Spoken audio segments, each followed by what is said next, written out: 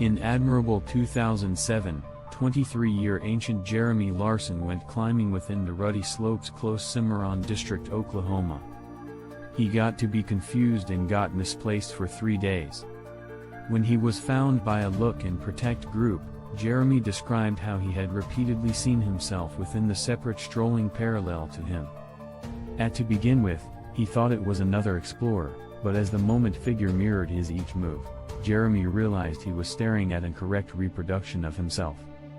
A long time after his protect, Jeremy posted his story online.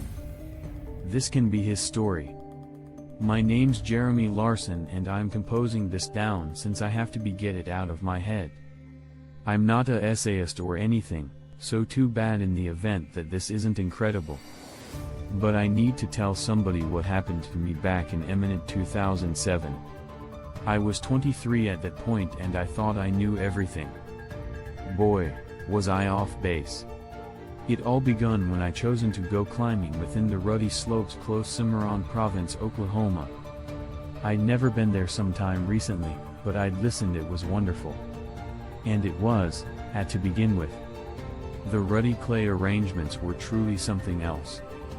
I keep in mind considering they looked like something out of a sci-fi motion picture. I'd continuously been into climbing ever since I was a kid. My father utilized to require me and my little sister, Sarah, on camping trips each summer. We investigate the woods close our domestic in Tulsa, and as I got more seasoned, I begun wandering out on my possess. By the time I was in college, I was handling more challenging trails. The ruddy slopes appeared just like another consistent step in my climbing travel. I went through weeks arranging this trip. I pored over maps, studied climbing gatherings, and indeed chatted with many local people who'd been to the region. Everybody said it was a lovely but challenging climb. Make beyond any doubt you're arranged, they all cautioned. I thought I was. I had my rucksack stacked with water, vitality bars, to begin with help pack and all the other basics. I indeed splurged on an unused combine of climbing boots for the event. The night sometime recently I cleared out, I had supper with my guardians and Sarah. Mother objected over me as regular. Are you beyond any doubt you have got sufficient water? She inquired for the 100th time. Yes, Mother, I said, attempting not to roll my eyes. I've got bounty of water, food and everything else I require. Father clapped me on the bear. He'll be fine, Nectar. Our boy knows what he's doing. I wish I seen go back to that minute and tell myself to tune into Mom's stresses. Perhaps on the off chance that I had, things would have turned out in an unexpected way. I set out early on eminent 15th. It was hot as hell, indeed within the morning. The sun was scarcely up and as of now I might feel sweat streaming down my back, but I was energized. As I begun down the path, I felt that commonplace surge of adrenaline I continuously got at the starting of a climb. The primary few hours were amazing. The scene was not at all like anything I had ever seen sometime recently. The ruddy clay slope extended out as distant as the eye may see, broken up by patches of inferior vegetation and the occasional twisted juniper tree. I took handfuls of pictures on my ancient flip phone, wishing I had a way better camera to capture the excellence around me. I keep in mind ceasing for lunch around noon. I found a level shake ignoring a especially fabulous sea and sat down to eat one of my vitality bars. As I chomped, I pulled out my outline to check my advance. Agreeing to my calculations, I was making great time. I figured I'd reach my arranged campsite by late evening. That's when things begun to go off base in spite of the fact that I didn't realize it at the time. As I stood up to proceed my climb, I taken note that the path ahead looked diverse from what I anticipated. The outline appeared a progressive slant, but what I was seeing was a soaked plunge into a contract valley. I scowled, twofold checking my position. Must have taken a wrong turn someplace, I murmured to myself, wiping sweat from my forehead. I chosen to backtrack a bit, trusting to discover a commonplace marker that would offer assistance me get my orientation. As I strolled, an uneasy feeling started to crawl over me. The scene appeared to move and alter with each step, becoming increasingly unfamiliar. Hours passed and my unease developed into full-blown freeze. I was misplaced, utterly and totally misplaced within the vast scope of the ruddy slopes. The sun was starting to set, casting long shadows over the rugged terrain. That's when I saw it for the primary time. Within the remove, outlined against the setting sun, was a figure. My heart jumped with trust. Another explorer. Perhaps they seem offer assistance me discover my way back. I raised my arm, waving quickly. "Hello, over here," I called out. The figure didn't react. Instead, it raised its arm in a mirror picture of my claimed development. I solidified. My arm still half raised, I squinted, attempting to get distant better, a much better, a higher, a stronger, and improved more than a higher see at the far-off explorer. As my eyes balanced, a chill ran down my spine in spite of the harsh warmth. The figure looked precisely like me. I squinted, difficult, persuaded I must be seeing things. When I opened my eyes once more, the figure was gone. I stood there for a long time, staring at the spot where I'd seen myself. My intellect hustled, attempting to make sense of what had fair happened. "It's fair the worm," I said out loud, attempting to persuade myself. "You're dried out and your intellect is playing traps on you." But deep down, I knew it was more than that. What I'd seen felt genuine, as well genuine to be a basic mental trip. As haziness fell, I realized I had no choice but to create camp for the night. I found a little outcropping of rocks that advertised a few protect and set up my resting pack. I attempted to eat another vitality bar, but my stomach was in hitches. Each sound made me bounce and I couldn't shake the feeling that I was being observed. I scarcely rested that night. Each time I closed my eyes, I saw that figure, my doppelganger, standing within the remove. When I did oversee to rest off, my dreams were filled with unending ruddy slopes and a shadowy form of myself continuously far out of reach. I woke up as the primary light of daybreak was breaking over the slopes. For a minute, I overlooked where I was and why I felt so uneasy. At that point it all came surging back. I was misplaced and I had seen something inconceivable. I pressed up my adapt with shaking hands and set out once more, decided to discover my way back to civilization. The morning was cool, but I knew it wouldn't final long. I required to cover as much ground as conceivable. Sometime recently the warmth of the day set in. As I strolled, I attempted to center on viable things. I checked my water supply. I had around half cleared out. In the event that I apportioned it carefully, it might final another day or two. Nourishment was less of a concern. I had pressed more than sufficient vitality bars and path blend. The genuine issue was that I had no thought which heading would lead me back to the trailhead. It was around late morning when I saw it once more. There, around 100 yards absent, was the figure. It was unmistakably me. Same construct, same dress, same rucksack. My breath caught in my throat as I observed the doppelganger imitate my each move. "This isn't genuine," I whispered, crushing my eyes closed. "This can't be genuine." When I opened them once more, the figure was gone. I let out a temperamental breath, help washing over me, but the help was brief-lived.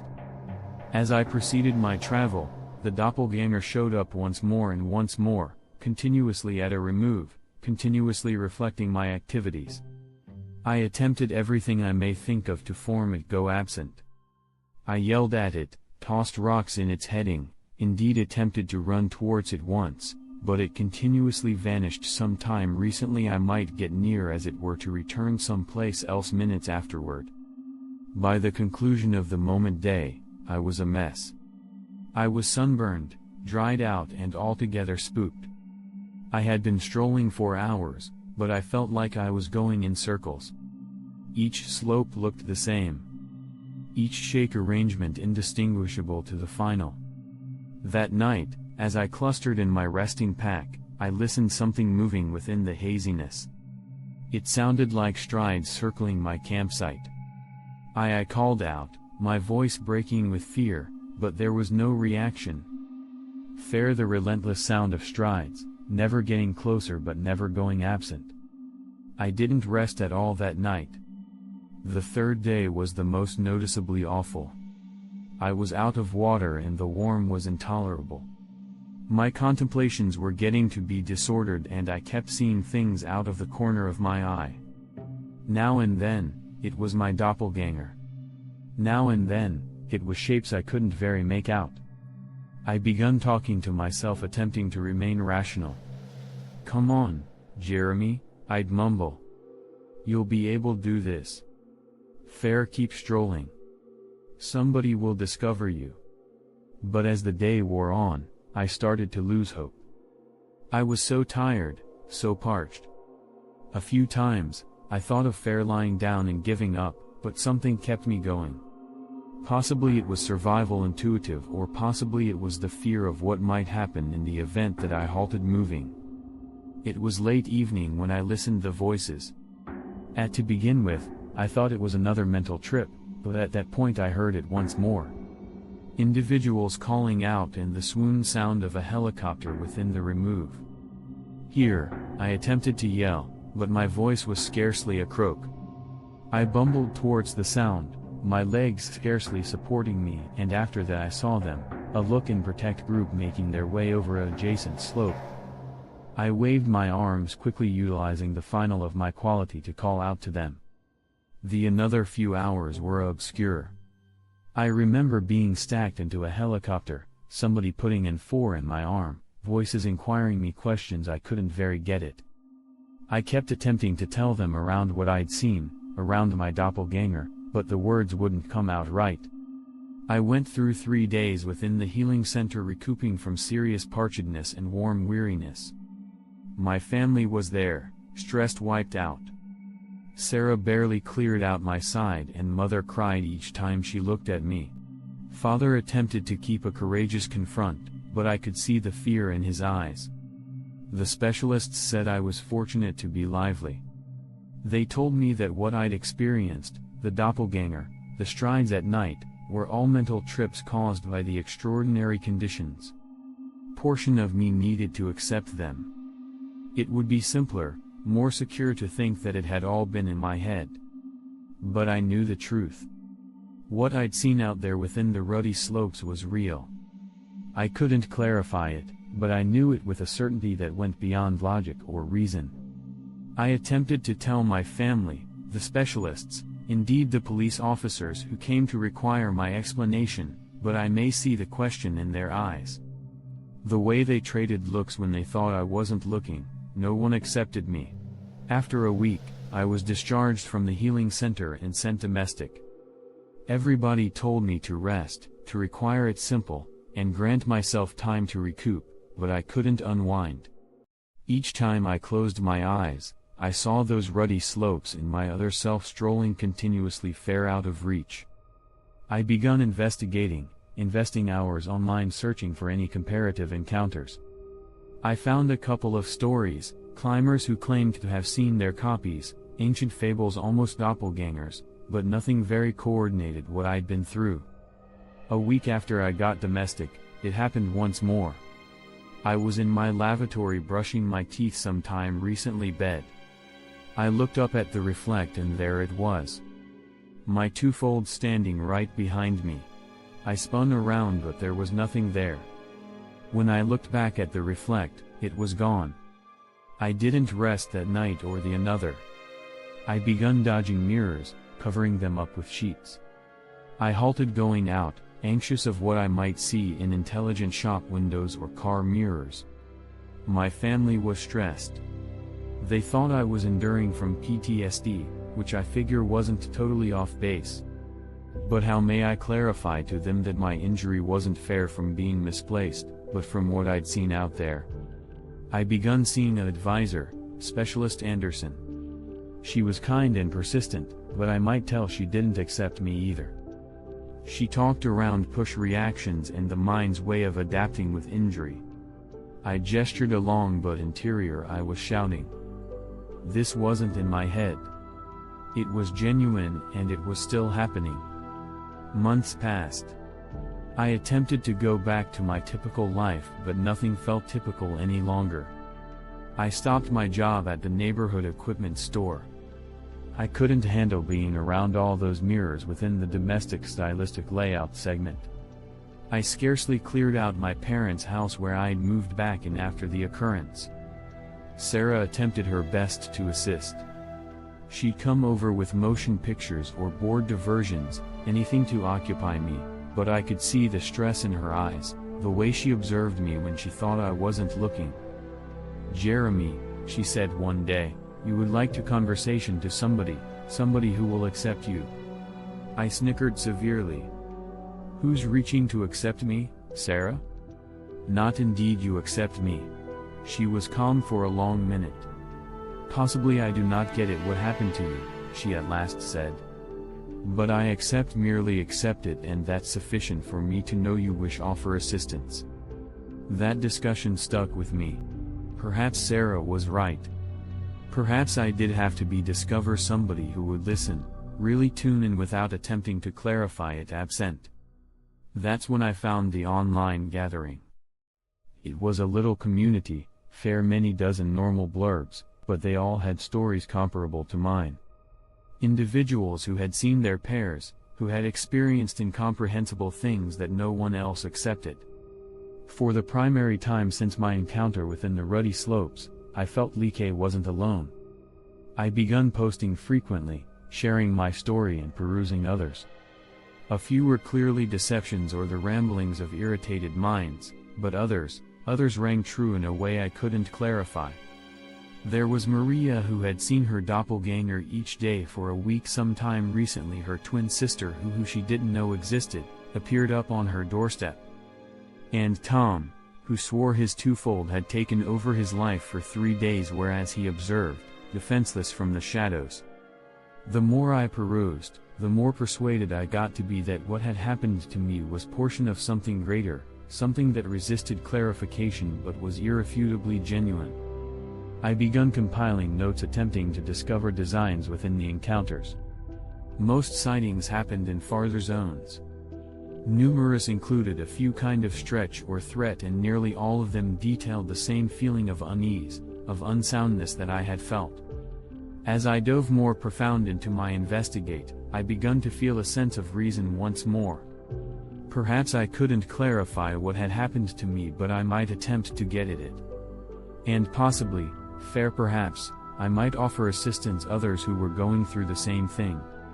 It's been a long time presently since my involvement within the ruddy slopes. I'd like to say that I've moved on, that I've put it all behind me. But the truth is, it's still with me each day. I still see my twofold in some cases.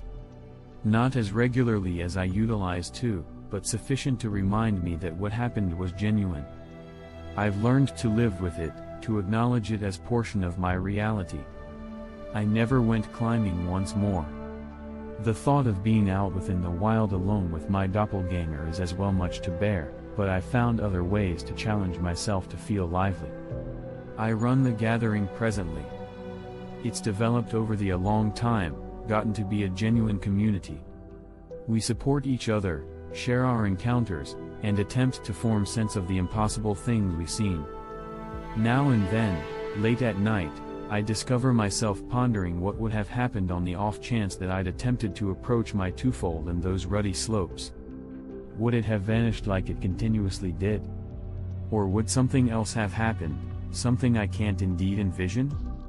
I do not think I'll ever know the reply to that question, but I do know this.